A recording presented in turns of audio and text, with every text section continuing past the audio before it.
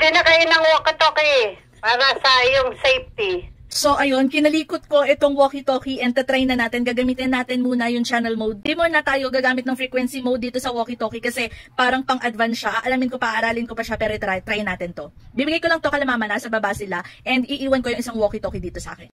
So, ayan, binigay ko na kay mama at papa dito sa baba yung isang walkie-talkie, and tara, gamitin natin yung isang walkie-talkie dito sa taas. So, ganito, open natin siya. Welcome. Channel mode. Channel mode muna tayo. Try natin yung 1. Channel mode. 2, 1. 1.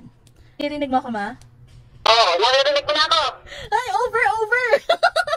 Narinig mo na. Yes, clear na clear. Coming over, coming.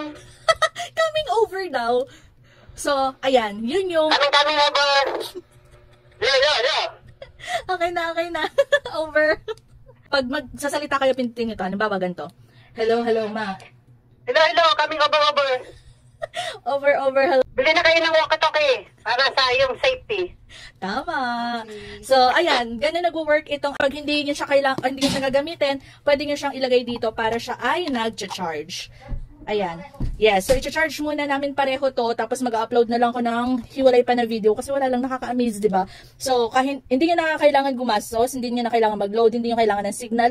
Ang kailangan nyo lang ay either meron kayong specific na frequency para makapag-usap kayo, tapos channel, which is, kailangan same kayo ng channel para makapag-usap kayo dito sa ating walkie-talkie. So again, ayan, itong walkie-talkie natin ay NTC registered. So ayan, ilalagay ko sa yellow basket. I-check out nyo na habang mura pa siya.